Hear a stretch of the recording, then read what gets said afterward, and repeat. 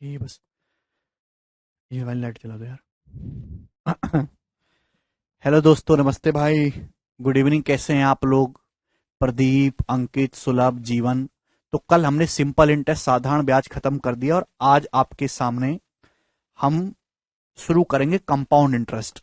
ठीक है दोस्त, सिंपल इंटरेस्ट की दो ही शीट थी, छोटा चैप्टर था, 7-8 6-7 क्लास में आपका हो गया।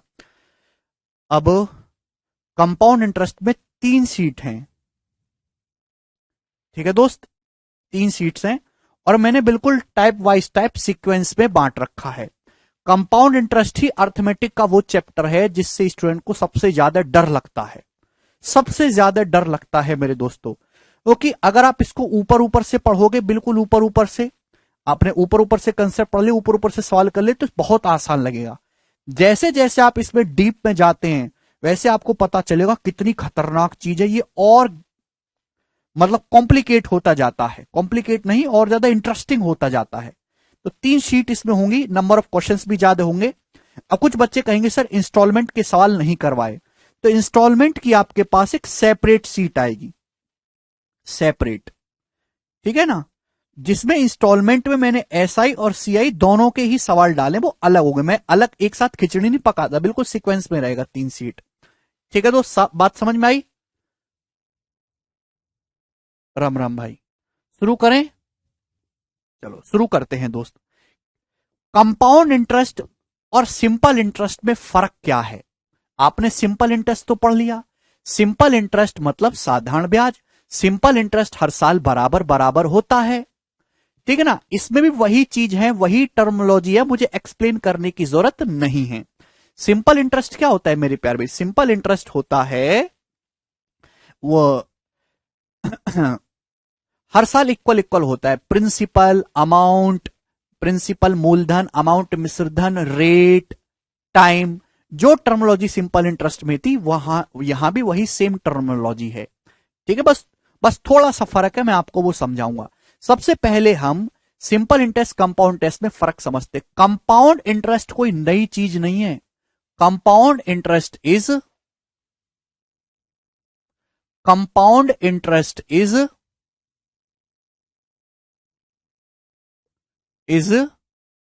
Successive percentage increase. Compound interest is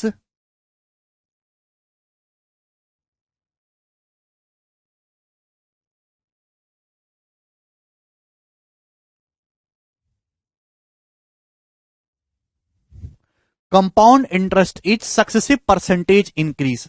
compound interest कोई नई चीज है ही नहीं। कंपाउंड इंटरेस्ट का हिंदी है चक्रवृद्धि ब्याज। कंपाउंड इंटरेस्ट का हिंदी में क्या मतलब है? चक्रवृद्धि ब्याज।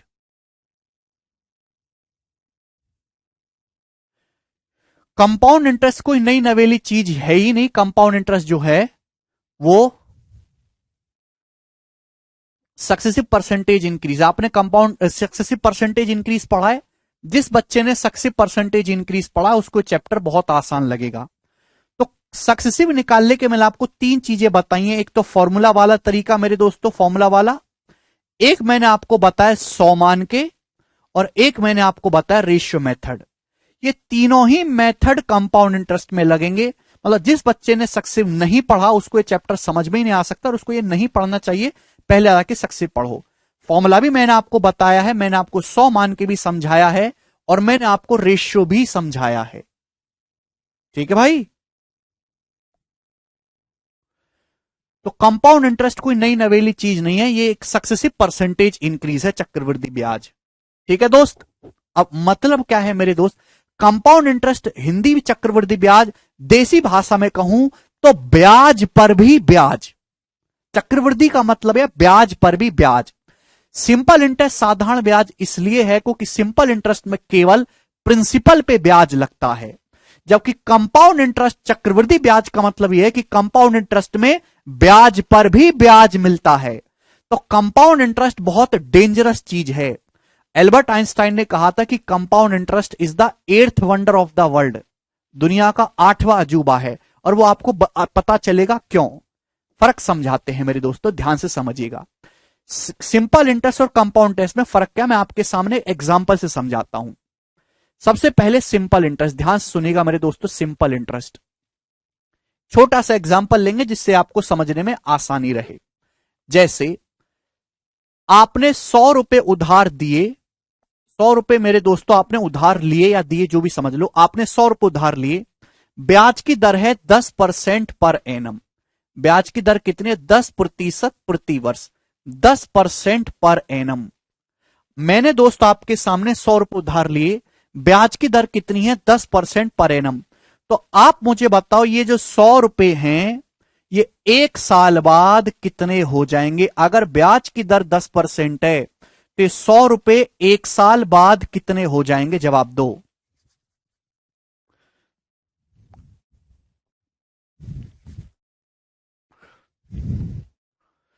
अगर 100 रुपए आपने उधार लिए हैं, ब्याज की दर 10% है, तो एक साल बाद ये 100 रुपए 110 रुपए हो जाएंगे। 100 रुपए उधार लिए तो एक साल बाद आपका उधार 110 रुपए हो जाएगा। ठीक है ना? अब आप मुझे बताओ अगले एक साल के बाद मेरे दोस्तों, अगले एक साल के बाद ये कितने रुपए हो जाएंगे? तो भाई प्रिंसिपल तो 100% है, सिंपल इंटरेस्ट में ब्याज केवल प्रिंसिपल पे ही लगता है। प्रिंसिपल 100 रुपए है, 100 रुपए का 10% या ब्याज की दर 10% यानी कि 10 रुपए आपको ब्याज मिलेगा। तो एक साल बाद, फिर उसके भी एक साल बाद अब आपका जो उधारी है वो 120 रुपए हो जाएगी। क्लियर? आप बोलोगे हां जी सर बिल्कुल सही। मैं आपसे पूछता हूं कि एक साल बाद आपका उधार कितना हो जाएगा? आपने 100 रुपए उधार लिए थे, ब्याज की दर 10% है, तो 100 रुपए का 10% होता है 10 रुपए। तो एक साल बाद जो मेरे दोस्तों आपका अमाउंट है, आपका जो मिश्र धन है वो 130 रुपए हो जाएगा। ये सिंपल इंटरेस्ट की कहानी बता रहा हूं, सिंपल इंटरेस्ट की। सिंपल इंटरेस्ट में प्रिंसिपल पर ही ब्याज लगता है। बात समझ में आई? आप बोलोगे जी सर भाई 100 रुपए आपने उधार लिए, ब्याज की दर 10% है, तो 100 रुपए का 10% कितना होता है? 10 रुपए। तो चौथे साल में भी मेरे दोस्तों आप पे 10 रुपए का ब्याज लगेगा। तो 4 साल बाद जो आपकी उधारी 100 रुपए थी वो 140 रुपए हो जाएगी। ये है सिंपल इंटरेस्ट, सिंपल जिंदगी। यहां तक किसी भी बच्चे को कोई डाउट? आप कहोगे सर इसमें क्या डाउट, ये बात तो आप मुझे सिखाई चुके हैं, इसमें तो कोई संदेह नहीं है। अब हम समझते हैं कि कंपाउंड इंटरेस्ट में क्या कहानी होती है मेरे दोस्तों। कंपाउंड इंटरेस्ट में क्या कहानी होती है? क्लियर? आप बोलोगे जी सर आपने 100 रुपए उधार लिए, 100 रुपीज उधार लिए मेरे दोस्तों। आप बोलोगे जी सर ब्याज की दर में वही मान लेता हूं 10% पर एनम। तो आपने 100 रुपए उधार लिए, जो पैसा उधार लिया मेरे दोस्तों उसे हम कहते हैं प्रिंसिपल। 100 रुपए आपने उधार लिए, पहले साल मेरे दोस्तों अगर मैं एक साल की बात करूं तो ब्याज की दर 10% है। 100 रुपए का 10% कितना होता है? 10 रुपए। 100 रुपए का 10% कितना होता है? 10 रुपए। तो एक साल बाद जो आपका अमाउंट है वो 110 रुपए हो जाएगा। ये है मेरे दोस्तों एक साल बाद अमाउंट, इसको हम बोलते हैं A1, एक साल बाद अमाउंट। यानी कि कहने का मतलब पहली साइकिल में या पहले साल में सिंपल इंटरेस्ट या कंपाउंड इंटरेस्ट बराबर बराबर होता है। पहली साइकिल में या फर्स्ट ईयर में सिंपल इंटरेस्ट और कंपाउंड इंटरेस्ट बराबर बराबर होता है। देख पा रहे यहां पे कोई भेदभाव नहीं है। कहानी बिगड़ना शुरू होती है इसके बाद। 100 रुपए आपने उधार लेते, ब्याज की दर 10% है, 100 रुपए का 10%, 10 रुपए आपका ब्याज होगा। तो एक साल बाद मेरे दोस्तों जो आपका अमाउंट होगा वो 110 रुपए हो जाएगा। अब आपका जो ब्याज लगेगा वो 100 रुपए पर नहीं लगेगा, 100 रुपए से आपको कोई लेना देना नहीं है। ये एक साल बाद अमाउंट है। लेकिन मेरे दोस्तों ये सेकंड ईयर के लिए, अगले साल के लिए मेरे दोस्तों ये प्रिंसिपल है। ये एक साल बाद अमाउंट है, बट ये सेकंड ईयर के लिए मेरे दोस्तों प्रिंसिपल है। आप बोलोगे हां जी सर ये एक साल बाद अमाउंट है, एक साल बाद ये अमाउंट है, बट ये सेकंड ईयर के लिए मेरे प्यारे भाई क्या है? प्रिंसिपल है। आप बोलोगे हां जी बहुत बढ़िया, बात समझ में आ गई। यानी कि अब आपको ब्याज 100 रुपए पर नहीं देना, अब आपको ब्याज देना है 110 रुपए पर। जो एक साल बाद अमाउंट हो गया वो अगले साल के लिए प्रिंसिपल हो जाएगा। अरे ब्याज की दर बेटा 10% मैंने मानी, एग्जाम्पल ले रहा हूं, रेट ऑफ इंटरेस्ट जो 10% प्रति वर्ष है भाई। अब आपका जो ब्याज है वो 110 रुपए पे लगेगा। तो सेकेंड ईयर में कितना ब्याज होगा मेरे दोस्तों, सेकेंड ईयर में कितना ब्याज होगा? तो आप कहोगे सर आपने 110 रुपए उधार लिया था, सॉरी 100 रुपए उधार लिया था, एक साल में 10 रुपए ब्याज होगा, तो आपका अमाउंट 110 होगा। एक साल बाद अमाउंट 110 रुपए है, लेकिन ये सेकेंड ईयर के लिए प्रिंसिपल है, तो इस प्रिंसिपल पर 10% ब्याज लगेगा। 110 रुपए का 10% कितना होता है? 11 रुपए। तो सेकेंड ईयर का ब्याज 10 रुपए नहीं होगा, सेकेंड ईयर का ब्याज होगा 11 रुपए। सेकेंड ईयर में आपको 11 रुपए ब्याज लगेगा, यानी कि अब आपका अमाउंट हो जाएगा 110 में 11 ऐड करेंगे 121 रुपए आपका अमाउंट होगा। बबलू पहले ये समझ लो, ये सेकेंड ईयर के एंड में अमाउंट है, ये 2 साल बाद अमाउंट है, अमाउंट आफ्टर 2 इयर्स, ये 2 साल के बाद अमाउंट है। आप बोलोगे जी सर अब पीछे क्या था उससे आपको कोई मतलब नहीं है, आगे जो आपको ब्याज देना है वो ना 100 पे देना है ना 110 पे। अब मेरे दोस्तों आपको जो ब्याज देना होगा वो 121 रुपए पर देना होगा। ये आपका थर्ड ईयर के लिए बच्चों क्या है? प्रिंसिपल है। ये आपके थर्ड ईयर का प्रिंसिपल है। आप बोलोगे हां जी सर बिल्कुल सही, थर्ड ईयर का प्रिंसिपल है। यस और नो? आप बोलोगे हां जी सर बिल्कुल सही, थर्ड ईयर का प्रिंसिपल है। ये बात समझ में आई? यानी कि मेरे दोस्त 2 साल बाद अमाउंट आपका 121 रुपए होगा। आपसे बोला जाए 2 साल बाद आपकी उधारी कितनी? 121 रुपए हो गई। लेकिन 2 साल बाद जो अमाउंट है, जो अभी अमाउंट है, वो आगे के टाइम के लिए प्रिंसिपल होगा। सूरज सुनते रहो बेटा, भी जो अभी अमाउंट है वो आगे के टाइम के लिए बच्चों प्रिंसिपल होगा। आप बोलोगे जी सर। यानी कि मैं आपसे पूछूं अगले एक साल में कितना ब्याज लगेगा, तो अगले एक साल पीछे क्या हुआ कोई मतलब नहीं है, अगले एक साल में जो ब्याज लगेगा वो इस 121 रुपए पर लगेगा। ब्याज की दर कितनी है? 10%।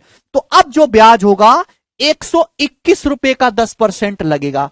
121 रुपए का 10% होता है 12.1, यानी कि थर्ड ईयर में जो ब्याज लगेगा वो 12.1 रुपए होगा मेरे प्यारे भाई।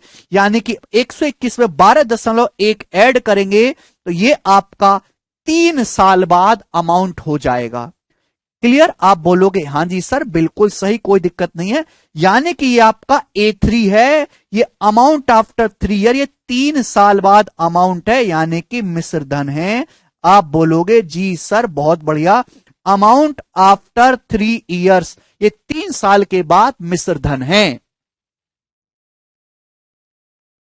बोलो, ये 3 साल बाद मिश्र धन है, बट अगले साल के लिए क्या होगा? ये प्रिंसिपल की तरह काम करेगा। ये चौथे साल के लिए, ये 4th ईयर का मेरे दोस्तों प्रिंसिपल है। ये 4th ईयर का मेरे प्यारे भाई क्या है? प्रिंसिपल, यानी कि मूलधन है। यानी कि चौथे साल में जो ब्याज लगेगा वो इन पे नहीं लगेगा, पीछे जो हो गया हो गया। अब आपको जो ब्याज चुकाना होगा वो 133.1 रुपए पर चुकाना होगा। रुको आलोक, सुनो बेटा, पेशेंस बनाए रखो, भी मुझे पूरा एक्सप्लेन करने दो, हर चीज पे आएंगे। तो 133.1 रुपए मेरे प्यारे भाई, अब आपका 3 साल बाद अमाउंट है, बट चौथे ईयर के लिए ये प्रिंसिपल है। तो चौथे साल में कितना ब्याज होगा? 4th ईयर में कितना ब्याज होगा? तो आप बोलोगे हां जी सर 4th ईयर में जो ब्याज होगा वो रेट 10% है। 133.1 का 10%, 133.1 का 10% कितना होता है? 13.31 रुपए। तो चौथे साल का जो ब्याज होगा मेरे दोस्तों, 3 साल बाद अमाउंट 133.1 रुपए है। क्लियर है? बोलो। लेकिन ये चौथे ईयर के लिए प्रिंसिपल है, तो तो चौथे साल में कितना ब्याज होगा? 133.1 का 10% मैंने लिया है 13.31 रुपए। तो मेरे दोस्तों 133.1 में 13.31 जोड़ेंगे तो 146.41 आएगा, 146.41 रुपए आएगा। आप बोलोगे जी सर ये है आपका A4। ये 4 साल बाद अमाउंट है, अमाउंट आफ्टर 4 इयर्स। ये 4 साल के बाद अमाउंट है, लेकिन ये आगे के लिए मेरे दोस्तों ये प्रिंसिपल होगा और यही प्रोसेस आगे चलता जाएगा जितने सालों तक आप ले जाना चाहो। ये 5th ईयर का मेरे प्यारे भाई प्रिंसिपल होगा। क्या आप लोगों को बात समझ में आ गई? आप बोलोगे हां जी समझ में आ गई है, हमको सिंपल इंटरेस्ट और कंपाउंड इंटरेस्ट में फर्क अच्छे से क्लियर हो गया। तो सबसे पहले मैंने अभी तक आपको यह समझाया कि सिंपल इंटरेस्ट और कंपाउंड इंटरेस्ट में फर्क क्या है। सिंपल इंटरेस्ट में जो ब्याज है वो हर साल बराबर बराबर होता है मेरे दोस्तों, 10 रुपए। कंपाउंड इंटरेस्ट में ब्याज हर साल बराबर बराबर नहीं होता। कंपाउंड इंटरेस्ट में पहले साल ब्याज 10 रुपए था, दूसरे साल 11 था, तीसरे साल 12.1 था, चौथे साल में 13.31 था। हर साल ब्याज बढ़ता जाता है, हर साल का ब्याज अलग अलग है और हर साल ब्याज बढ़ता जा रहा है। जो अभी अमाउंट है वो आगे के टाइम के लिए प्रिंसिपल होगा। क्लियर है? जो 1 साल बाद अमाउंट है वो सेकेंड ईयर के लिए प्रिंसिपल है, जो 2 साल बाद अमाउंट है वो 3rd ईयर के लिए प्रिंसिपल है। इसलिए कंपाउंड इंटरेस्ट में जो ब्याज लगता है वो प्रिंसिपल पर भी लगता है और ब्याज पर भी ब्याज लगता है। ठीक है? तो कंपाउंड इंटरेस्ट कुछ और नहीं है। अगर आप ध्यान से देखोगे तो इस 100 रुपए को सक्सेसिव इंक्रीज करते जाना, यही तो सक्सेसिव इंक्रीज की परिभाषा है। अगर आप ध्यान से देखो ये सक्सेसिव इंक्रीज की डेफिनेशन ही तो है। सक्सेसिव इंक्रीज क्या होता है? किसी संख्या को एक लगातार परसेंटेज से बढ़ाते जाना। भाई आपका प्रिंसिपल था 100 रुपए, 100 रुपए को 10% बढ़ाया 110 आया। अब जो नई वैल्यू आई 110, इस 110 को हमने वापस 10% बढ़ाया, 11 हो गया, 11 रुपए बढ़ाया 121 हो गया। अब इस 121 को वापस 10%, 121 का 10% 12.1 बढ़ाया 133.1 हो गया। अब जो नई वैल्यू आई है उसको फिर से 10% बढ़ाया। मतलब कंपाउंड इंटरेस्ट का मतलब है जो रेट ऑफ इंटरेस्ट है उससे लगातार इंक्रीज करते जाना। क्लियर? आप बोलोगे हां जी सर बिल्कुल सही। जितने भी बच्चे लेक्चर देख रहे हैं क्या उनको ये बात समझ में आ गई? जितने भी स्टूडेंट ये लेक्चर देख रहे हैं क्या उनको ये बात समझ में आ गई? परसेंटेज में सेम चीज पढ़ाई है हम लोगों ने। अब आप मुझे बताओ ज्यादा ब्याज किसमें मिलेगा? सिंपल इंटरेस्ट की अगर मैं बात करूं, अगर रेट 10% है तो 4 साल में आपको सिंपल इंटरेस्ट कितना मिला है? 4 साल में अगर 100 रुपए आपका प्रिंसिपल है, ब्याज की दर 10, मैंने सेम प्रिंसिपल लिया था, सेम रेट ऑफ इंटरेस्ट लिया था, तो 4 साल में 100 रुपए का प्रिंसिपल 140 हो गया, तो 4 साल में आपको सिंपल इंटरेस्ट मिला 40%। 100 रुपए अगर 140 होते हैं तो 40% सिंपल इंटरेस्ट मिला। लेकिन बात करें कंपाउंड इंटरेस्ट की तो 4 साल में कंपाउंड इंटरेस्ट कितना मिला? 100 रुपए अगर आपका प्रिंसिपल था तो 146.41 आपको मेरे दोस्तों 4 साल बाद अमाउंट हो गया, तो ब्याज कितना मिला? 46.41। 100 रुपए पे 46.41 ब्याज मिला, परसेंटेज में 46.41%। तो कंपाउंड इंटरेस्ट में ज्यादा ब्याज मिलता है सिंपल इंटरेस्ट की तुलना में, और क्यों मिलता है मैंने वो भी आपको समझा दिया। ठीक, यहां तक किसी बच्चे को कोई डाउट? यहां तक किसी भी स्टूडेंट को कोई डाउट? देखो अब ध्यान से सुनिएगा मेरे दोस्तों, नेक्स्ट कंसेप्ट, कंपाउंड इंटरेस्ट में जो अमाउंट है ना मेरे प्यार में, कंपाउंड इंटरेस्ट में अमाउंट्स अमाउंट्स अमाउंट्स जीपी में होते हैं, ज्योमेट्रिक प्रोग्रेशन में होते हैं। कंपाउंड इंटरेस्ट में जो अमाउंट है, अगला कंसेप्ट ये मैंने अभी तक आपको एक कंसेप्ट समझाया कि कंपाउंड इंटरेस्ट कुछ और नहीं, कंपाउंड इंटरेस्ट का मतलब सक्सेसिव परसेंटेज इंक्रीज। ये आपको दिखाई दे रही है बात? आप बोलोगे हाँ जी सर, कंपाउंड इंटरेस्ट हमेशा सिंपल इंटरेस्ट से ज्यादा होगा। कंपाउंड इंटरेस्ट में जो अभी अमाउंट है वो आगे के टाइम पीरियड के लिए प्रिंसिपल है। कंपाउंड इंटरेस्ट में जो अमाउंट होते हैं वो जीपी में होते हैं। जीपी का मतलब है ज्योमेट्रिक प्रोग्रेशन, गुणोत्तर श्रेणी। गुणोत्तर श्रेणी का क्या मतलब है? एक ऐसी सीरीज जिसके किन्हीं भी दो लगातार टर्म का रेशियो सेम रहे, अनुपात सेम रहे, उसे ज्योमेट्रिक प्रोग्रेशन बोलते हैं। मैं बच्चों अगर आपसे कहूं ब्याज की दर अगर 10% है, ब्याज की दर अगर 10% है तो मल्टीप्लाइंग फैक्टर क्या होगा? अगर ब्याज की दर 10% है तो मल्टीप्लाइंग फैक्टर क्या होगा? 10% ब्याज की दर का मतलब है 10% बढ़ाना किसी संख्या को। 10% बढ़ाओगे तो मल्टीप्लाइंग फैक्टर हो जाएगा 110%। 100% को 10% बढ़ाओगे 110% हो जाएगा, या फिर 1.1 गुना हो जाएगा, 1.1 टाइम्स। आप बोलोगे हाँ जी सर बिल्कुल सही बात समझ में आ गई। मैं अगर आपसे कहूं कि ब्याज की दर 22% है, 22%, रेट ऑफ इंटरेस्ट 22% है, तो मल्टीप्लाइंग फैक्टर क्या होगा? 100% को 22% बढ़ाओगे तो यानी कि आपका अमाउंट जो है प्रिंसिपल का 122% हो जाएगा। 122% का मतलब होता है 1.22 गुना। ये बात सभी बच्चों को समझ में आ रही है? आप बोलोगे हाँ सर। मैं अगर आपसे कहूं ब्याज की दर अगर R% है, R% पर एनम, तो मल्टीप्लाइंग फैक्टर क्या होगा? हर चीज अपने आप में 100% होती है। 100% को अगर आप R% बढ़ाओगे मेरे दोस्तों तो मल्टीप्लाइंग फैक्टर होगा 100% प्लस R%। 100% प्लस R%, या फिर मेरे दोस्तों 100% को लिखते हो आप 1, R% को लिखते हो आप मेरे दोस्तों R%। 1 प्लस R%, ये आपका मल्टीप्लाइंग फैक्टर होगा। ये बात सभी स्टूडेंट को समझ में आ रही है? आप बोलोगे हाँ जी सर बिल्कुल सही। अगर रेट टिपिकल है, जैसे सपोज रेट 16 सही 2/3% है, तो मल्टीप्लाइंग फैक्टर क्या होगा? रेट अगर 16 सही 2/3% है, हर चीज अपने आप में 1 होती है, 16 सही 2/3% की फ्रैक्शन वैल्यू 1/6 है, तो मल्टीप्लाइंग फैक्टर होगा बच्चों 7/6 गुना। ये बात सभी बच्चों को समझ में आ गई है, इसमें तो कोई डाउट ही नहीं है। अगर किसी संख्या को R% बढ़ाएंगे तो मल्टीप्लाइंग फैक्टर 1 प्लस R% होगा। अब मेरे प्यारे भाई ध्यान से सुनेगा, कंपाउंड इंटरेस्ट की कैलकुलेशन में जो अमाउंट है वो जीपी में होते हैं। जीपी में मतलब क्या हुआ इस बात का? जैसे मैंने अभी सेम एग्जांपल ले रहा हूं, आपने 100 रुपए उधार लिए, ब्याज की दर 10% पर एनम है। आपने 100 रुपए उधार लिए, ब्याज की दर 10% पर एनम है। अगर आपने 100 रुपए उधार लिए तो आप मुझे बताओ एक साल बाद अमाउंट क्या होगा? ब्याज की दर अगर 10% है तो मल्टीप्लाइंग फैक्टर होगा 1.1, तो एक साल बाद आपका अमाउंट 110 रुपए हो जाएगा। A1 110।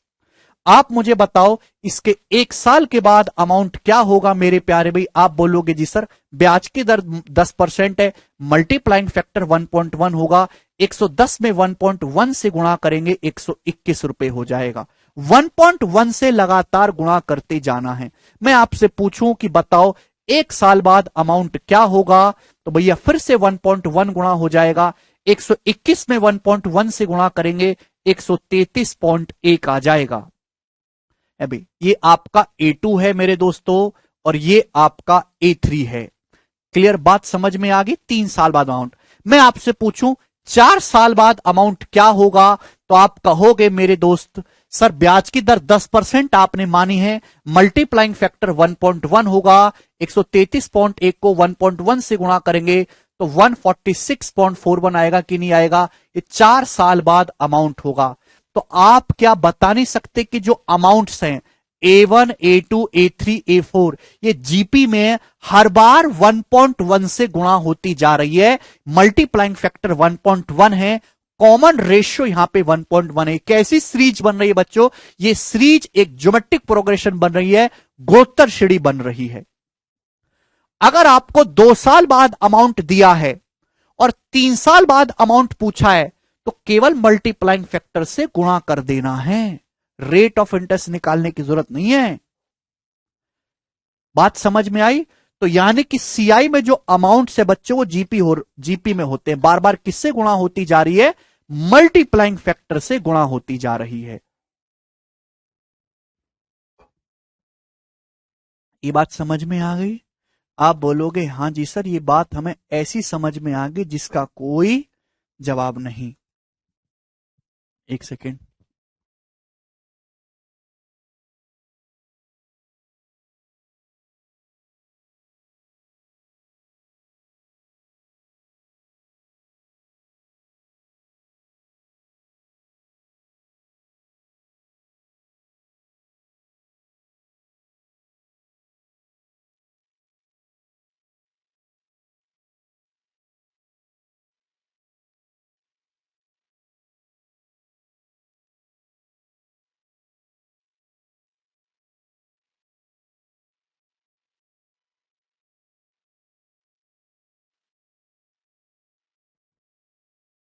सभी को ये बात अच्छे से समझ में आ गई है कि सीआई में जो अमाउंट होते हैं बच्चों, जीपी में होते हैं, ज्योमेट्रिक प्रोग्रेशन में होते हैं।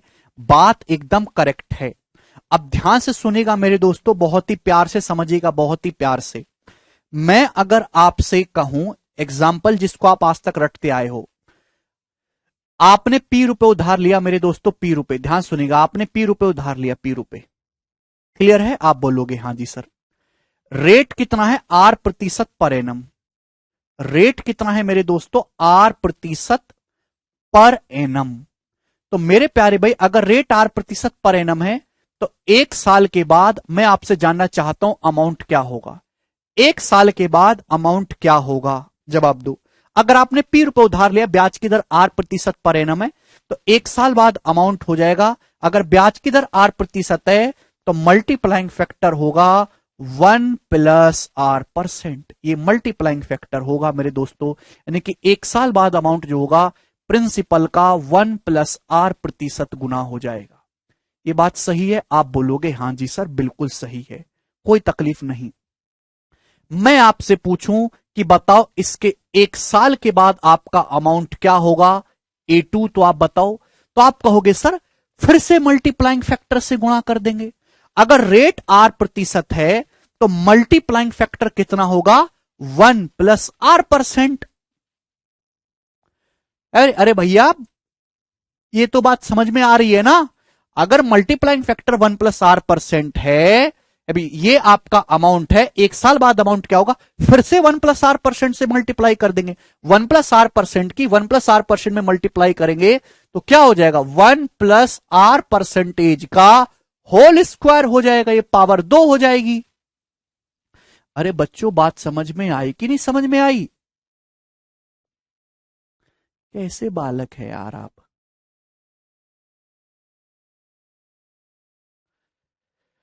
भाई अगर प्रिंसिपल पी है ना, अगर आपका प्रिंसिपल पी है, ब्याज की दर R% है, R%, तो एक साल का ब्याज ये होगा, ये एक साल का ब्याज होगा। प्रिंसिपल में एक साल का सिंपल इंटरेस्ट जोड़ेंगे तो आपका अमाउंट यही तो आएगा। ये है प्रिंसिपल, यह एक साल का सिंपल इंटरेस्ट, P गुणा R% गुणा T।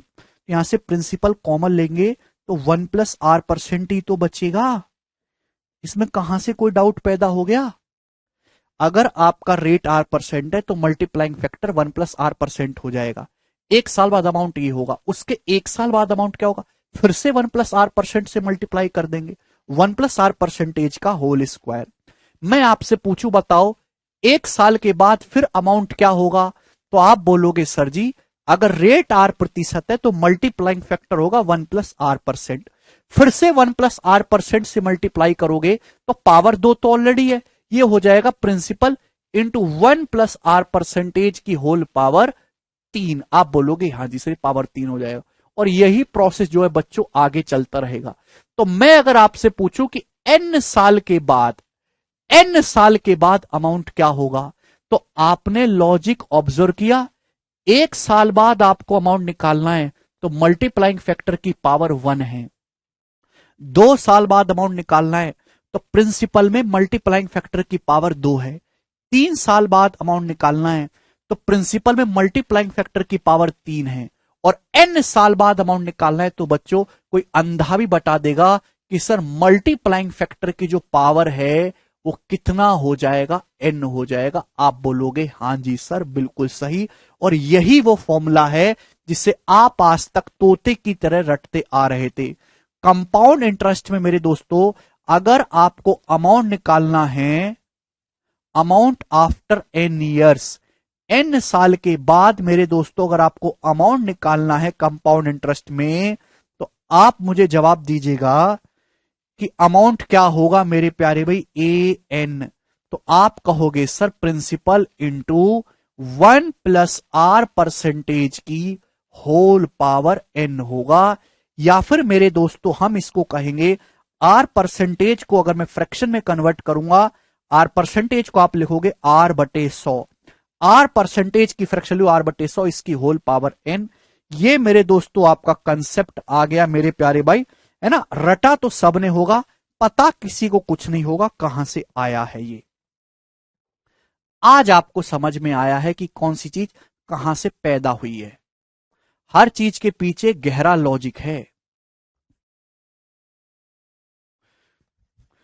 तो n साल बाद जो अमाउंट होगा है भाई, जो अगर आपको अमाउंट निकालना है, जितने साल बाद आपको अमाउंट निकालना है, मल्टीप्लाइंग फैक्टर की ही उतनी पावर से गुणा कर देते हैं, मल्टीप्लाइंग फैक्टर की उतनी पावर से गुणा कर देते हैं। ठीक है मेरे दोस्त, आप बोलोगे हां जी सर बिल्कुल सही, क्लियर है। ये सभी ने रटा हुआ है, ये तो सभी को रटा हुआ था ना बचपन से, ये तो सभी ने देखा है बेटा, छोटे छोटे बच्चों को दिखवाते हैं। सर रेट फ्रैक्शन में हो, तब अगर रेट फ्रैक्शन में तो फ्रैक्शन में कन्वर्ट करके करेंगे, कोई दिक्कत नहीं। अगर मुझे n साल का कंपाउंड टेस्ट निकालना है, CIN क्या है, CIN का मतलब है n वर्ष का चक्रवृद्धि ब्याज। तो कैसे निकालेंगे बच्चों, n साल बाद जो अमाउंट है उसमें से प्रिंसिपल माइनस कर देंगे। ब्याज क्या होता है, अमाउंट माइनस प्रिंसिपल। n साल बाद जो भी अमाउंट है उसमें से प्रिंसिपल माइनस कर देंगे। भाई इसमें से जब आप प्रिंसिपल घटाएंगे तो प्रिंसिपल तो कॉमन ही आ जाएगा।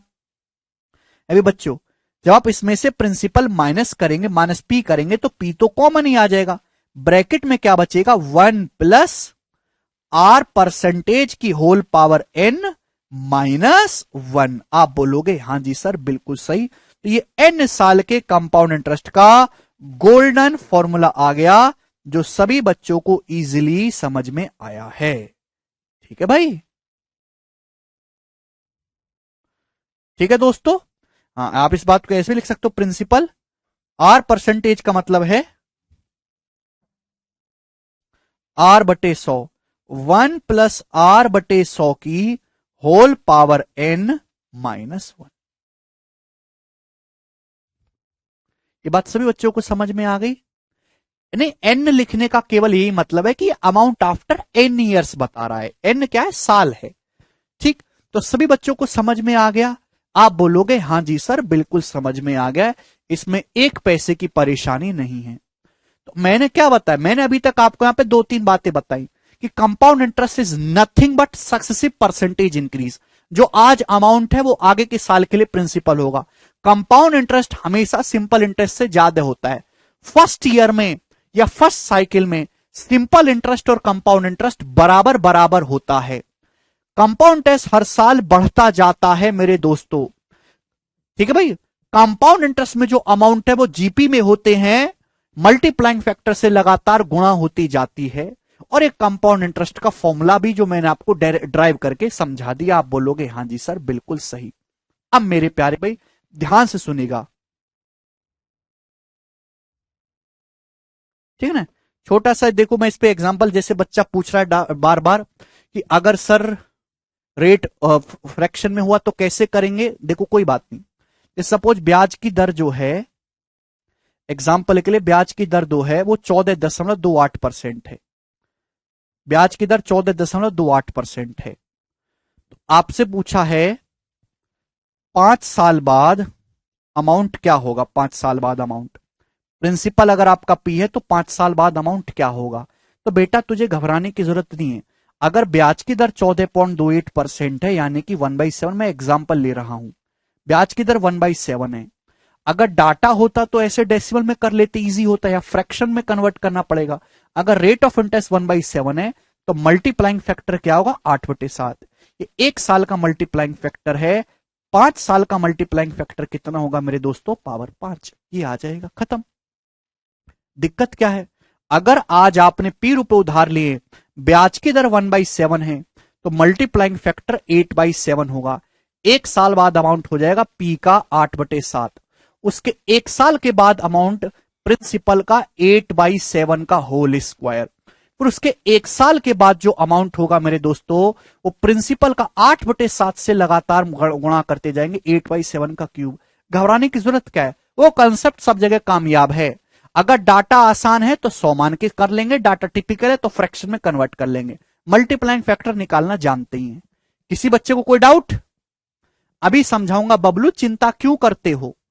अब इसके आगे की कहानी चलते हैं मेरे प्यारे भाई, ध्यान से समझने की कोशिश करिएगा, ध्यान से, बहुत प्यार से समझाऊंगा, एग्जाम्पल से, बार बार एग्जाम्पल से आपको समझाऊंगा, ठीक है भाई।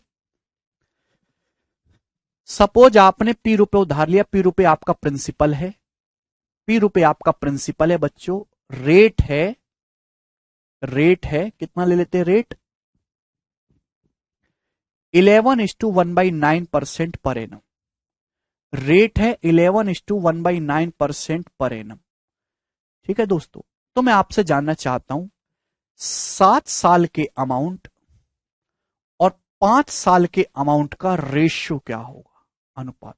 7 साल बाद अमाउंट और 5 साल बाद अमाउंट का रेशियो क्या होगा, बताइएगा। अरे पी जो इनिशियल प्रिंसिपल है, जो आपने उधार लिया है शुरुआत में, वो है पी। सपोज आपने पी रुपए उधार लिए कंपाउंड इंटरेस्ट पर, ब्याज की दर 11:1/9% है, करवाएंगे आकाश। तो आपसे पूछा है 7 साल बाद अमाउंट और 5 साल बाद अमाउंट का रेशियो क्या होगा, करो। और ये जो थ्योरी बता रहा हूं कल पढ़ के आइएगा जब सवाल होंगे। अगर मेरे प्यारे भाई रेट 11:1/9% है, यानी कि 1/9 है, रेट कितना 11:1/9%, 1/9। अगर 1/9 रेट ऑफ इंटरेस्ट है तो मल्टीप्लाइंग फैक्टर कितना आएगा, 10/9, मल्टीप्लाइंग फैक्टर 10/9 आएगा।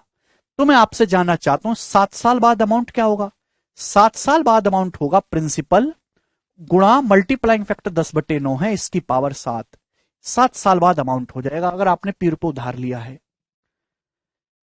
5 साल बाद अमाउंट क्या होगा, प्रिंसिपल गुणा 10/9 की पावर 5। आप बोलोगे हां जी सर बिल्कुल सही, कोई परेशानी नहीं। और जब आप इनको डिवाइड करेंगे तो पी से तो पी कट जाएगा। अब ये पावर 7 को पावर 5 से डिवाइड करेंगे तो डिवाइड में पावर घट जाते, तो 10/9 की पावर 2। तो क्या आपके दिमाग में कंसेप्ट तैयार हुआ, क्या आपके माइंड में कंसेप्ट डेवलप हुआ कि अगर आपको 7 साल बाद अमाउंट और 5 साल बाद अमाउंट का रेशियो निकालना है, 7 साल बाद अमाउंट और 5 साल बाद अमाउंट का रेशियो निकालना है, तो 7 साल और 5 साल के बीच में गैप कितने का है, 2 साल का गैप है, तो रेशियो भी मल्टीप्लाइंग फैक्टर की पावर 2 हो जाएगा। ये आपको लिखने की जरूरत नहीं है, ध्यान रखिएगा मेरे प्यारे भाई। 7 साल और 5 साल बाद अमाउंट का रेशियो आपको निकालना है, साल का गैप कितने का है बीच में, 2 साल का, तो रेशियो भी मल्टीप्लाइंग फैक्टर की पावर 2 हो जाएगा, यानी कि 100/81। आप बोलोगे हां जी सर बिल्कुल सही, बहुत बढ़िया, बात समझ में आ गई, कोई है ना ना बिना, ठीक है भाई। यानी कि मेरे दोस्तों जो 5 साल बाद अमाउंट है, 5 साल बाद अमाउंट, ब्याज की दर अगर 1/9 है तो मल्टीप्लाइंग फैक्टर मेरे दोस्तों 10/9 होगा। बात समझ में आई? तो आएगा मेरे प्यारे भाई 6 साल बाद अमाउंट, फिर से इसका 10/9 होगा मेरे दोस्तों। तो आया मेरे दोस्तों 7 साल बाद अमाउंट, यही तो होगा भाई। जो आज अमाउंट है वो अगले साल के लिए प्रिंसिपल होता जाएगा, मल्टीप्लाइंग फैक्टर की गुणा होती जाएगी। तो आपको नहीं लगता कि 10/9 और 10/9 की 2 बार गुणा होगी, तो 7 साल बाद जो अमाउंट है वो मल्टीप्लाइंग फैक्टर की पावर 2 हो गया 5 साल बाद वाले अमाउंट का। Concept clear?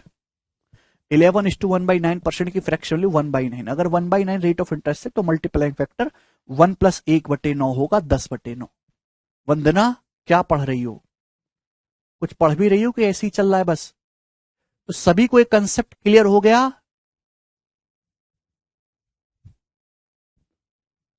यस और नो जवाब दो।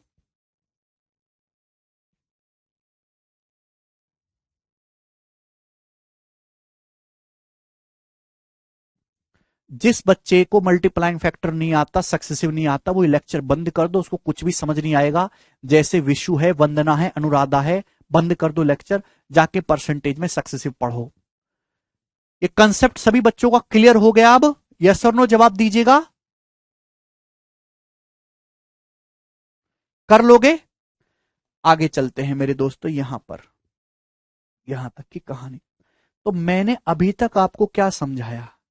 मैंने अभी तक आपको यह समझाया कि अमाउंट जो है जीपी में होते हैं और कैसे आप अमाउंट्स का रेशियो निकाल सकते हैं मेरे प्यारे भाई।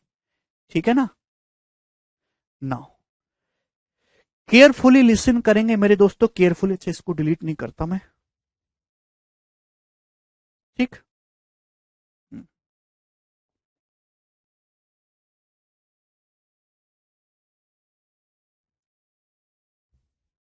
चलो मैं आपसे एक छोटा सा सवाल पूछता हूं, मैं आपसे एक छोटा सा सवाल पूछता हूं, छोटा सा, कि आपने आपने 1250 रुपए उधार लिए। कितने रुपए उधार लिए? आपने 1250 रुपए उधार लिए बच्चों, 1250 रुपए। ठीक है ना? किसी ब्याज की दर से, किसी रेट ऑफ इंटरेस्ट से, कंपाउंड इंटरेस्ट पे, किसी रेट ऑफ इंटरेस्ट से कंपाउंड इंटरेस्ट पे आपने 1250 रुपए उधार लिए। ये 1250 रुपए 2 साल बाद 1458 रुपए बन जाते हैं। ये 1250 रुपए 2 साल बाद 1458 रुपए में कन्वर्ट हो जाते हैं। 2 साल बाद अमाउंट 1458 हो जाता है। बताओ रेट ऑफ इंटरेस्ट क्या है, ब्याज की दर क्या है? ये सवाल आपसे मैंने पूछा, बताओ ब्याज की दर क्या है। बेटा आज आपने 1250 रुपए उधार लिए, यही 1250 रुपए 2 साल बाद 1458 रुपए बन गए। आपने अगर 1250 रुपए लिए हैं, 2 साल बाद ये 1458 रुपए बन गए। ये 2 साल का मल्टीप्लाइंग फैक्टर है, 2 साल का। 2 साल बाद अमाउंट दिया है, 2 साल का मल्टीप्लाइंग फैक्टर है। अगर आपको रेट ऑफ इंटरेस्ट निकालना है पर एनम, तो 1 साल का मल्टीप्लाइंग फैक्टर निकालो, 1 साल का। आप बोलोगे हाँ जी सर, 1250 रुपए इन्वेस्ट करे, 2 साल बाद 1458 रुपए बन गए। ये 2 साल का मल्टीप्लाइंग फैक्टर है।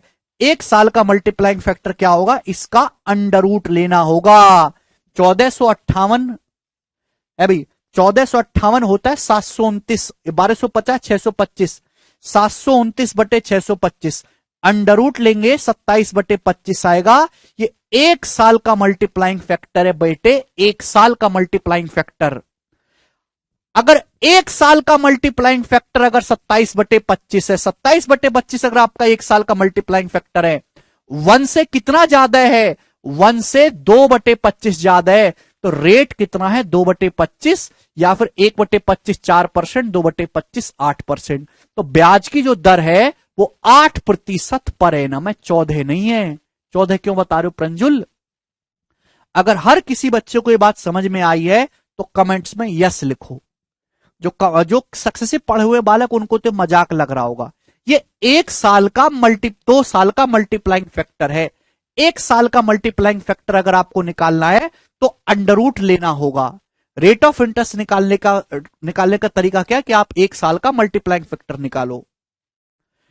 1 साल का मल्टीप्लाइंग फैक्टर 27/25 है, यानी कि 1 + 2/25। तो रेट क्या है? 2/25 ही रेट है, जो कि आपका 8% है, 8% पर एनम। हुआ क्या है? आपने 1250 रुपए उधार लिए, ब्याज की दर 8% पर एनम है, या मल्टीप्लाइंग फैक्टर ब्याज की दर 8% पर एनम है मेरे दोस्तों। तो 1250 को 8% बढ़ाया गया 27/25, कितना आएगा मेरे दोस्तों?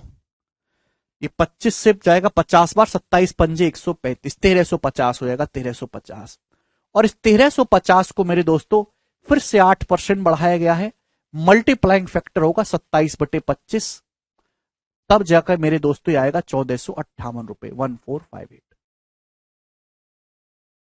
बात समझ में आई? तो ये 2 साल का इन दोनों का जो रेशियो है, ये है प्रिंसिपल, ये 2 साल बाद अमाउंट। इन दोनों का जो रेशियो है वो मल्टीप्लाइंग फैक्टर की 2 बार गुणा हो रही है, 1 बार और 2 बार। तो 2 बार का मल्टीप्लाइंग फैक्टर आएगा इन दोनों का रेशियो। 1 बार का निकालना है तो अंडर रूट ले लेंगे, 27/25 क्लियर है? ये इसके पीछे का पूरा लॉजिक है।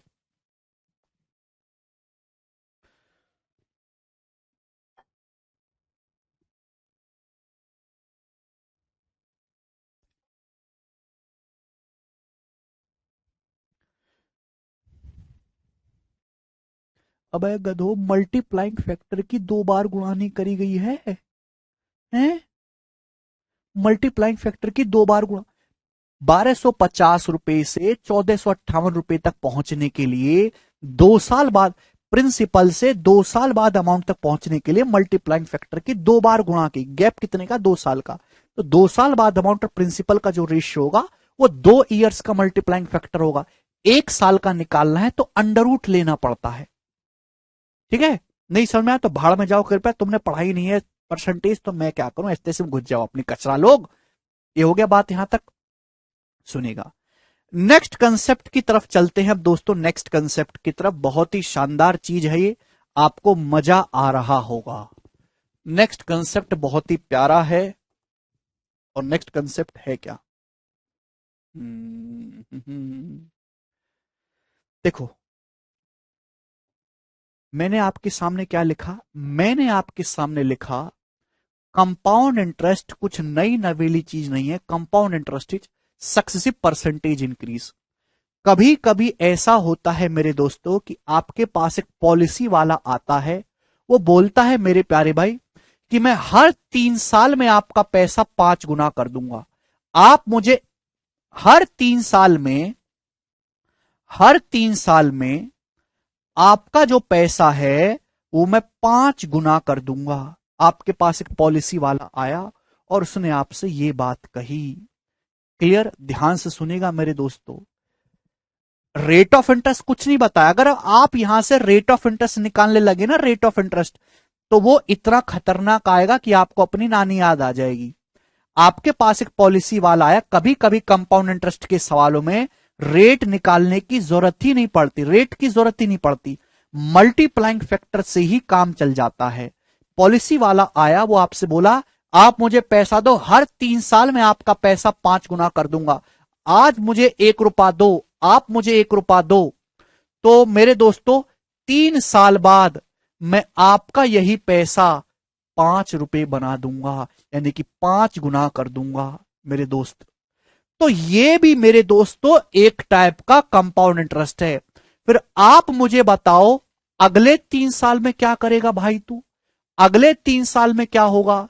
तो ये मेरे दोस्तों हर 3 साल में आपका पैसा 5 गुना हो रहा है। आपने 1 रुपए इन्वेस्ट किया, अगले 3 साल में बच्चे 5 रुपए हो जाएगा। अब बताओ अगले 3 साल में, अब ये जो 5 है आपके खाते में, 5 है ना मेरे प्यारे, आपके खाते में अब कितने रुपए? 5 रुपए।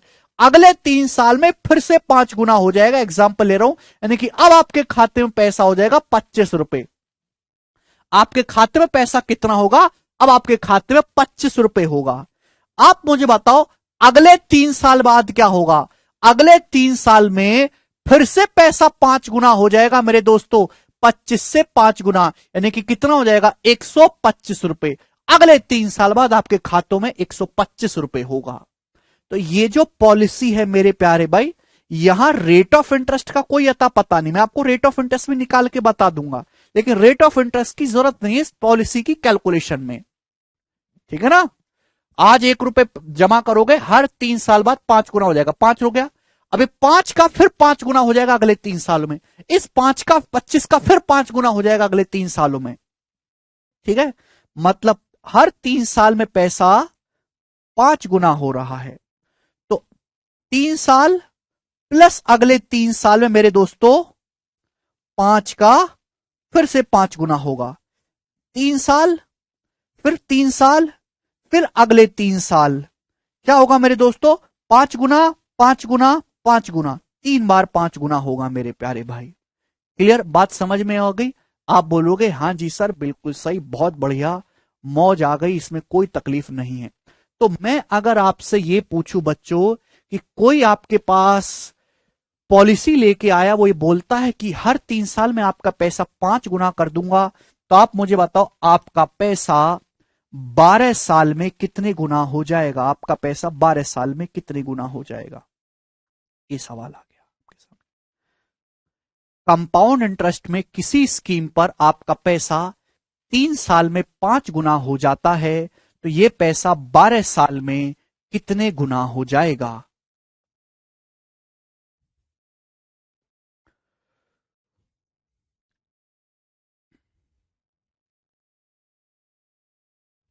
ध्यान से सुनिएगा मेरे दोस्तों।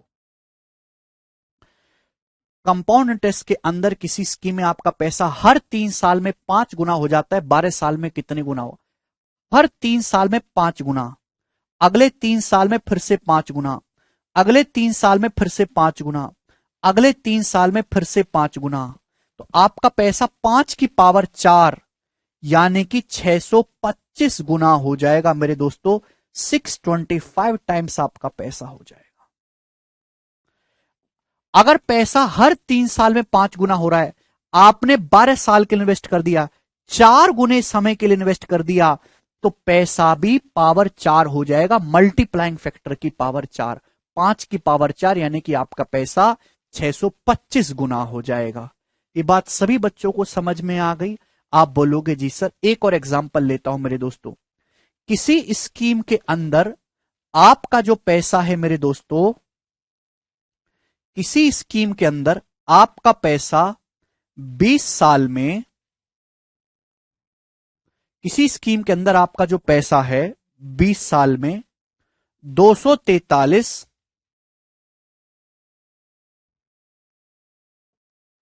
कंपाउंड इंटरेस्ट के अंदर किसी स्कीम में आपका पैसा 20 साल में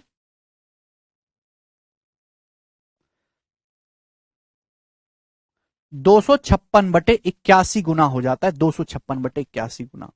तो आप मुझे बताओ, यह पैसा 10 साल में कितने गुना होगा? बताइए। कंपाउंड इंटरेस्ट के अंदर किसी स्कीम में आपका पैसा, आपके पास एक बंदा आता है, वो कहता भाई साहब पैसा जमा कर दो, पैसा 20 साल में 256/81 गुना कर दूंगा, तो पैसा 10 साल में कितने गुना होगा? जवाब दो।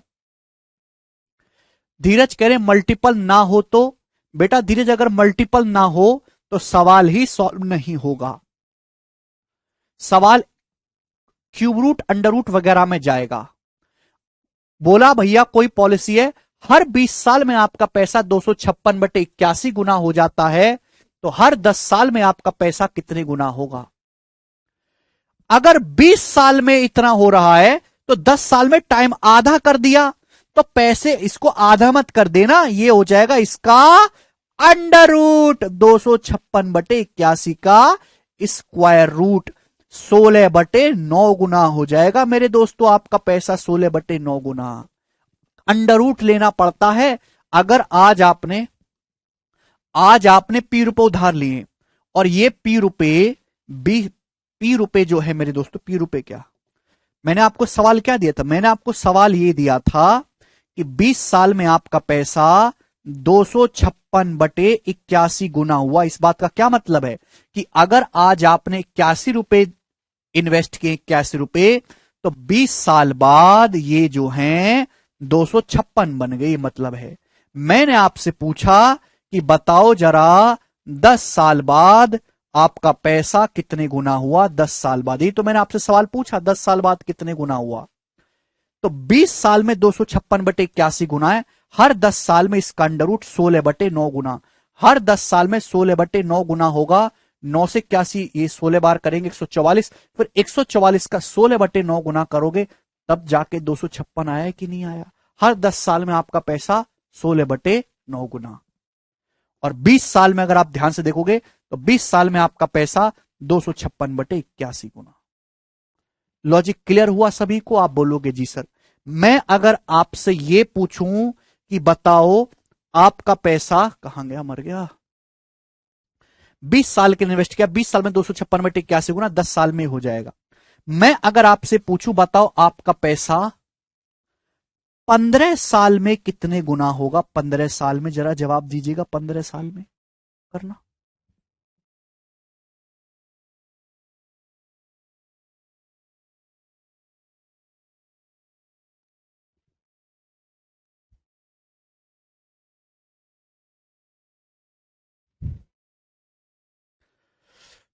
20 साल में आपका पैसा 256/81 गुना हो रहा है, तो बताओ 15 साल में कितने गुना होगा। देखो 256/81 किसका है, 4/3 की पावर 4 है। अगर 20 साल में मेरे दोस्तों 256/81 गुना 4/3 की पावर 4 है, फिर 5 साल में कितना होगा। 5 साल में अगर 20 साल में पावर 4 हो रहा है, तो 5 साल में समय को बटे 4 किया गया, तो हर 5 साल में आपका पैसा 4/3 गुना होगा। हर 5 साल में आपका पैसा 4/3 गुना होगा। हर 5 साल में आपका पैसा 4/3 गुना होगा। तो 15 साल में क्या होगा, समय को बच्चों मैंने 3 गुना कर दिया, तो पैसा भी 4/3 का 3 गुना हो जाएगा, यानी कि 64/27 गुना आपका धनराशि हो जाएगी। 64/27। क्लियर है, ये बात समझ में आ गई। समय को बटे 4 कर दिया, तो मल्टीप्लाइंग फैक्टर की पावर बटे 4 करनी है। समय को आधा कर दिया, तो मल्टीप्लाइंग फैक्टर की पावर भी 1/2 करनी है। कमेंट नहीं आ रहे भाई आप लोगों के, एक सेकेंड।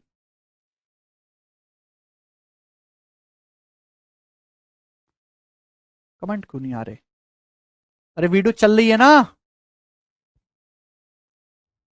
पता नहीं। 20 साल में आपका पैसा 256/81 गुना हो गया, तो 5 साल में कितना होगा बेटा, ये क्या है 4/3 की पावर। हर 5 साल में आपका पैसा, हर 5 साल में 4/3 गुना, अगले 5 साल में 4/3 गुना, अगले 5 साल में 4/3 गुना, अगले 5 साल में 4/3 गुना, तो टोटल 5 5 5 5 20 साल हो गए। 20 साल में 4/3 की पावर 4 हो गया, 256/81 गुना। तो 15 साल में क्या होगा, 5 साल का 3 गुना, 4/3 गुना, 4/3 गुना 4/3, तो 4/3 का क्यूब 64/27 गुना। बात समझ में आ गई, ये खेल समझ पाए। तो पॉलिसी में ऐसा नहीं कि रेट ऑफ इंटरेस्ट यही मिलता है 10%, 5%, 7%, नहीं। कोई कोई स्कीम ऐसी होती है जहां रेट ऑफ इंटरेस्ट नहीं बताया जाता। हाँ,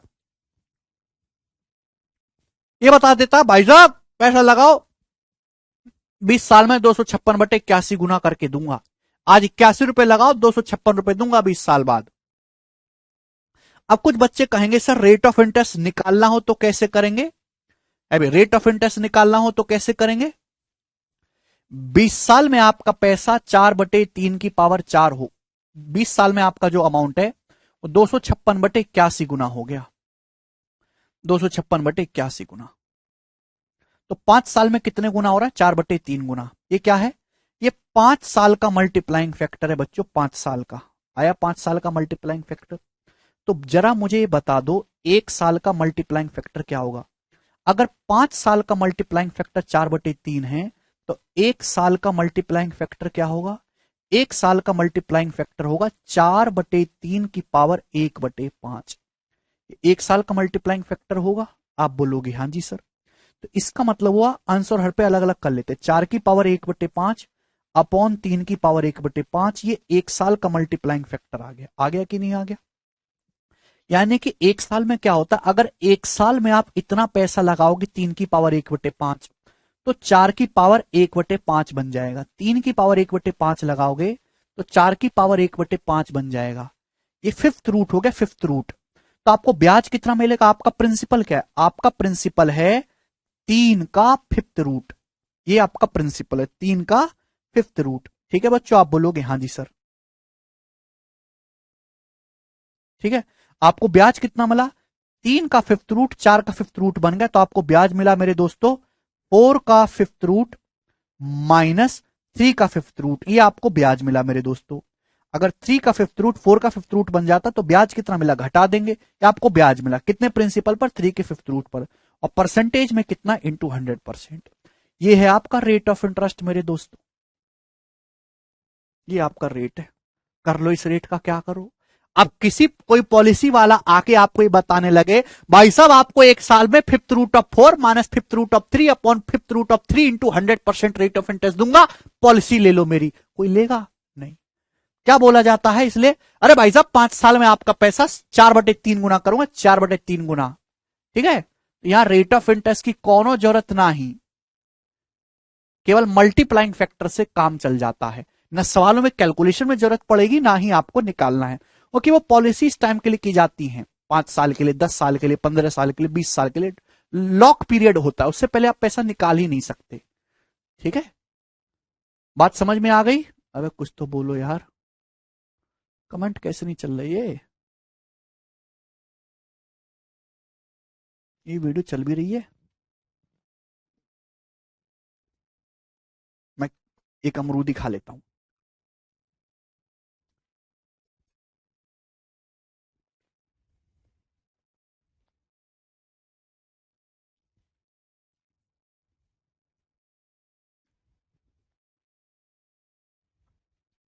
अरे भाई, ये बात समझ में आ गई? एक बार रिवाइज करो इसको, मैं देखता हूँ क्लास में क्या दिक्कत है। अरे आज का कंसेप्ट नहीं समझे तो पूरा चैप्टर आपको परेशान करेगा फिर ये।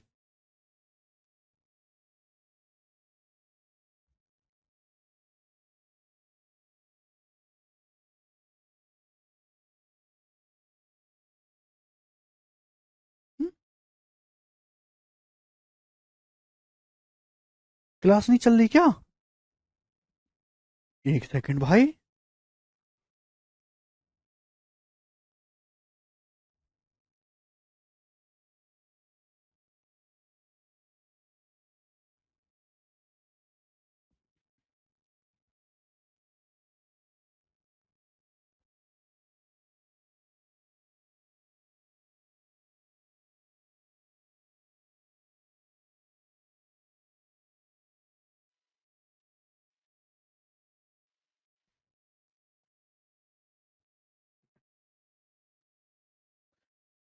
तीन की पावर 1/5 का मतलब है फिफ्थ रूट। ठीक है भाई, एक बार मैं आपको फिर से रिवाइज करवा देता हूं, पता नहीं कमेंट क्यों बंद हो गए आपके। कि कंपाउंड इंटरेस्ट होता क्या है मैंने आपको समझा दिया दोस्तों। देखना केशव, क्लास नहीं चल रही। कंपाउंड इंटरेस्ट में जो अमाउंट्स होते हैं जीपी में होते हैं। अभी क्यों होते हैं? Multiplying factor. कंपाउंड इंटरेस्ट में मल्टीप्लाइंग फैक्टर कैसे काम करता है, अमाउंट्स का रेशियो कैसे निकालते हैं, है भाई मेरे दोस्तों। अगर आपको प्रिंसिपल दिया है, अमाउंट दिया है, तो रेट ऑफ इंटरेस्ट कैसे निकालेंगे वो भी मैंने आपको समझा दिया। ठीक है दोस्त। अगर रेट ऑफ इंटरेस्ट एक स्पेशल स्कीम हो, स्पेशल पॉलिसी हो, जहां रेट ऑफ इंटरेस्ट नहीं दिया गया, ना जरूरत है, वहां कैसे टैकल करना है मैंने आपको वो भी बता दिया। क्लास चल रही है? कमेंट्स क्यों नहीं आ रहे हैं? यहां तक की बात समझ में आ गई? अब आगे चलते हैं नेक्स्ट कंसेप्ट की तरफ। अब मैं इसी स्लाइड पे वापस से आता हूं। बच्चों, कंपाउंड इंटरेस्ट में जो अमाउंट है जीपी में होते हैं, ये बात सभी को क्लियर है।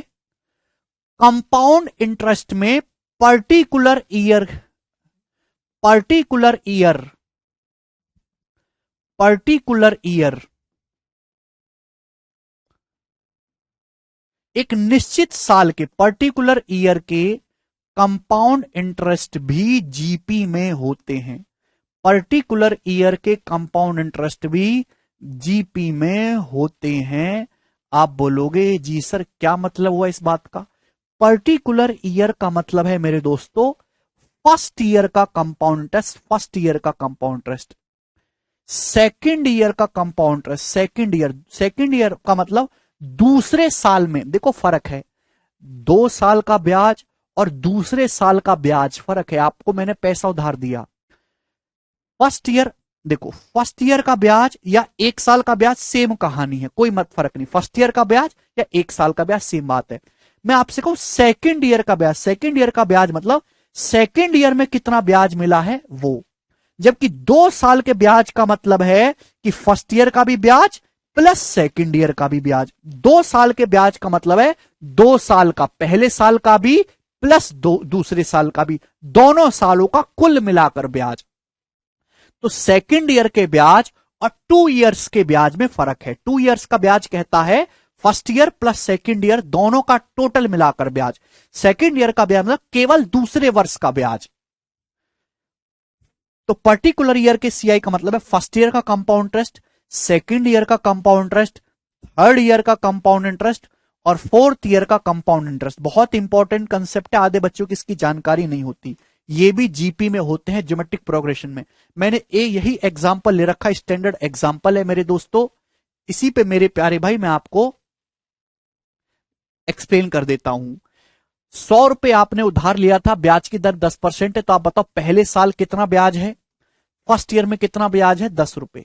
100 रुपए के 110 हो गया, फर्स्ट ईयर में ब्याज है 10 रुपए। सेकेंड ईयर में कितना ब्याज है, वॉल्यूम तो आ रही है आलोक, ऐसे ना बोलो। 110 रुपए आपका अमाउंट था, 2 साल बाद अमाउंट 121 रुपए हो गया। सेकेंड ईयर में आपका ब्याज है 11 रुपए। सेकेंड ईयर में बच्चों कितना ब्याज है, 11 रुपए। आप बोलोगे हाँ जी सर। सेकेंड ईयर में अमाउंट 121 था, थर्ड ईयर में 133.1 हो गया, तो कितना बढ़ गया, 13.31। 133.1 में से 12 घटाओगे तो थर्ड ईयर का जो ब्याज हो गया मेरे दोस्तों, वो 13.31 रुपए हो गया। आप बोलोगे हाँ जी सर, 13.31 रुपीज। ये बात सही है। अब बताओ चौथे साल में कितना ब्याज है, 133.1 अमाउंट, चौथे साल में 146.41 हो गया, घटाओ। 146.41 में से घटाएंगे मेरे दोस्तों, कितना आएगा, तो आपका जवाब होगा सर, सॉरी 33.31 नहीं आएगा, गलत लिख दिया मैंने, 12.1, ये रटा हुआ है ना मुझे। 133.1 में से 121 घटाएंगे, 12.1 आएगा, 12.1। थर्ड ईयर का जो ब्याज होगा 12.1 होगा, गड़बड़ हो रही थी। फोर्थ ईयर का ब्याज क्या होगा, इसमें से माइनस करेंगे, ये आएगा 13.31। तो फोर्थ ईयर का जो ब्याज है मेरे दोस्तों, वो 13.31 है। आप बोलोगे जी सर, यहां से और देख सकते हैं, 100 रुपए का 10%, 10 रुपए, 110 का 10%, 11 रुपए ब्याज, 121 का 10%, 12.1 रुपए ब्याज, 133.1 का 10%, 13.31 रुपए ब्याज। तो आप मुझे बताओ मेरे प्यारे भाई, फर्स्ट ईयर का ब्याज 10 रुपए है, सेकेंड ईयर का ब्याज 11 रुपए है, थर्ड ईयर का ब्याज 12.1 रुपए है, फोर्थ ईयर का ब्याज 133.1 रुपए है। अगर ब्याज की दर 10% है तो मल्टीप्लाइंग फैक्टर 1.1 होता है। आप बताओ 10 रुपए से 11 या 1.1 गुना हो गया क्या, आप बोलोगे हाँ जी सर बिल्कुल 1.1 गुना हो रहा है। ब्याज की दर अगर 10% पर एनम है तो मल्टीप्लाइंग फैक्टर 1.1 होगा। 11 रुपए से 12.1 कितने गुना हो गया, 1.1 टाइम्स हो गया। आप बोलोगे हाँ जी सर बिल्कुल सही, 1.1 टाइम्स हो गया। 12.1 रुपए से 13.38 कितने गुना हो गया, तो आप कहोगे सर 1.1 टाइम्स हो गया। एकदम समझ में आ गया, मजा आ गया। यहां तक किसी बच्चे को कोई समस्या, आप बोलोगे जी सर इसमें हमें कोई भी समस्या 1 पैसे की नहीं है।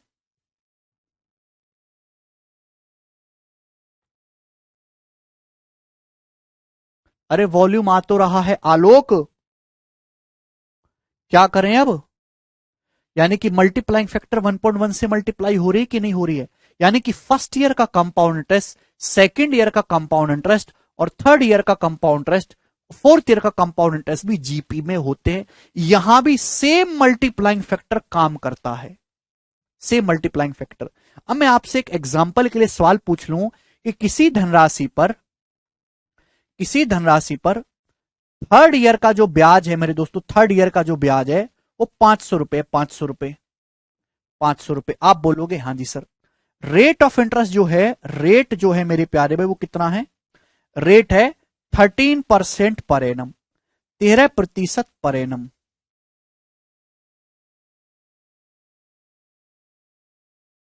13 नहीं कर लेते, कोई आसान सा नंबर कर लेते हैं।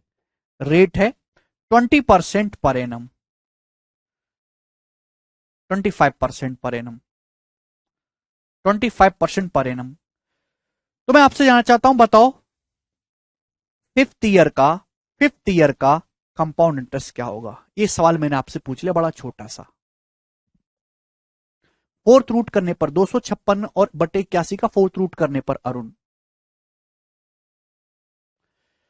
थर्ड ईयर का ब्याज 500 रुपए है, rate of interest 25% per annum है, फिफ्थ ईयर का कंपाउंड इंटरेस्ट क्या होगा। अरे वॉल्यूम आ रही है आलोक, अपने मोबाइल की बढ़ा लो।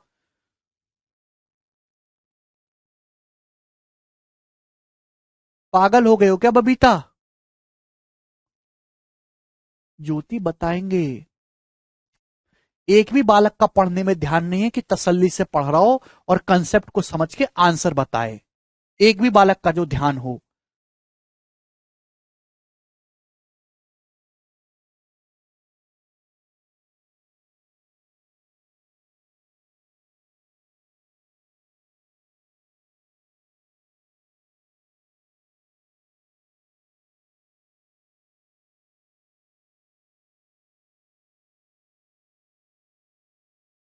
हद बेवकूफ आदमी हो यार, हद बेवकूफ आदमी हो। इतनी छोटी सी बात बताई, छोटे बालक भी समझ जाएंगे बात। इसमें किसी को कोई डाउट तो नहीं है कि पर्टिकुलर ईयर के जो सीआई हैं वो भी जीपी में होते हैं। क्यों होते हैं ये एग्जाम्पल से देख लो। पहले साल का ब्याज 10 निकला, दूसरे साल का 11, तीसरे साल का ये ब्याज की दर 10% है, मल्टीप्लाइंग फैक्टर 1.1, तो देखो 1.1 से गुणाई तो होती जा रही है। अगर ब्याज की दर 25% है अभी, या मल्टीप्लाइंग फैक्टर 25% है 1/4, तो मल्टीप्लाइंग फैक्टर होगा 5/4। अगर थर्ड ईयर का ब्याज 500 रुपए है, फिफ्थ ईयर का निकालना है, तो थर्ड ईयर से फोर्थ ईयर में जाएंगे 5/4 से गुणा होगी, फिर फिफ्थ ईयर में जाएंगे फिर से 5/4 से गुणा होगी। मल्टीप्लाइंग फैक्टर से 2 बार गुणा कर देंगे, जस्ट 2 बार गुणाई तो करनी थी। 4 चौक 16 से कितना चला जाएगा अभी, 4 चौक 16 से जब 500 काटेंगे तो 16 तिया 48, ये दशमलव में जाएगा। एक भी बालक का दशमलव में आंसर नहीं आया था अभी। 16 तिया 48, 2 0, 16 एकम 16। ठीक है दोस्त, 4 16 दूनी 32, 16 पंजे 31.25 आएगा। और 31.25 की जब 25 में गुणा होगी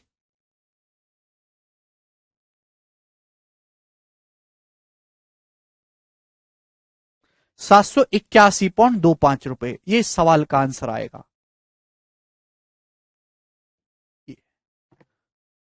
खुद से भी तो कर सकते थे ये बात, कैसे आदमी हो भाई।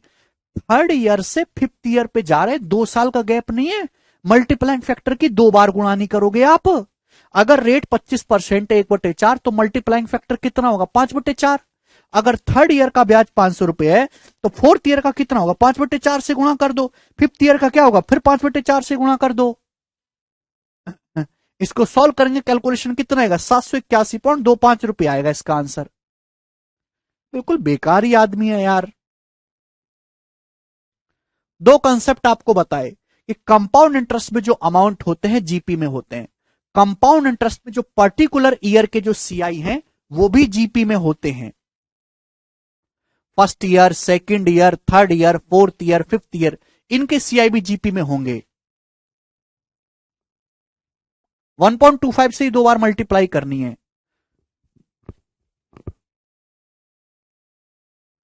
नाउ एक इंपॉर्टेंट कंसेप्ट और जिसमें बहुत सारे बच्चों को कंफ्यूजन होता है मेरे दोस्तों, और आपको जरूर समझना चाहिए। यहां पर मैं लिख रहा हूं आपके सामने,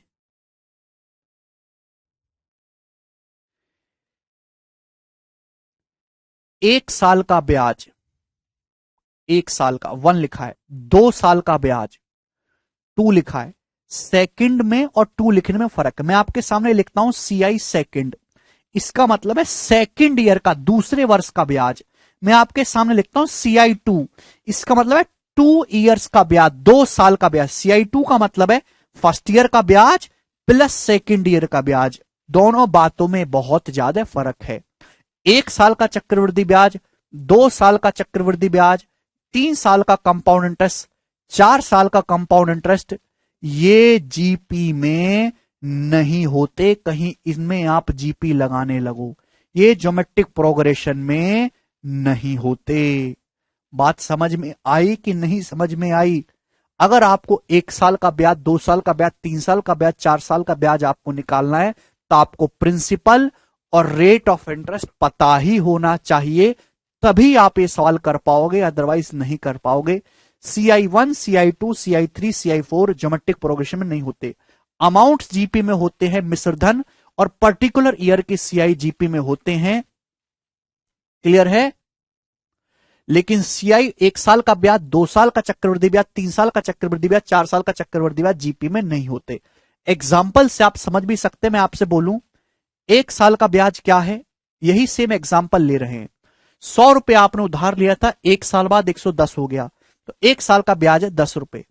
मैं आपसे पूछूं 2 साल का चक्रवृद्धि ब्याज क्या, 2 साल का 100 रुपए आपने उधार लिया था, 2 साल बाद अमाउंट 121 हो गया, तो 121 में से 100 रुपए घटा दो, यानी कि 21 रुपए।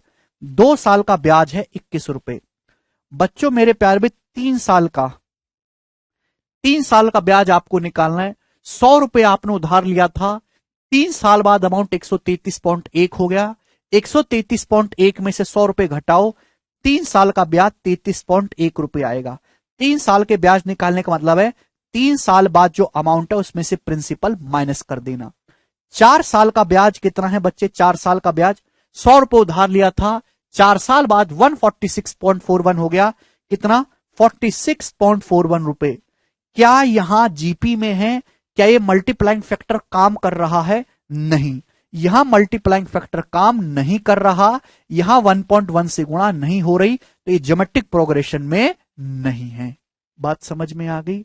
आप बोलोगे हां जी सर बिल्कुल सही। तो पर्टिकुलर ईयर के सीआई जीपे में होते हैं, अमाउंट्स जीपे में होते हैं, लेकिन compound interest successive year Raju कब से? तो यही बता रहा हूं, जो 1 साल का ब्याज, 2 साल का ब्याज, 3 साल का ब्याज, 4 साल का चक्रवृद्धि ब्याज ज्योमेट्रिक प्रोग्रेशन में नहीं होते। ठीक, तो ये था कंपाउंड इंटरेस्ट का सारा कंसेप्ट मेरे प्यारे भाई। क्लियर है? और आज की क्लास को मैं यहीं पे छोड़ता हूं। प्रिंसिपल सब्ट्रैक्ट क्यों किए? बेटा ब्याज कैसे निकालते हैं? अमाउंट माइनस प्रिंसिपल, मिश्र धन में से मूलधन घटाएंगे तो ही तो आपका ब्याज आएगा। एक बार फिर से लेक्चर जाके देखना दोबारा से, और कल जब आओ क्लास में तो पूरा पढ़ के आना। ठीक है दोस्त? चलो बाय। कंसेप्ट बहुत सारे हैं और तुम्हारी बुद्धि बहुत छोटी सी है, बाकी कल करेंगे।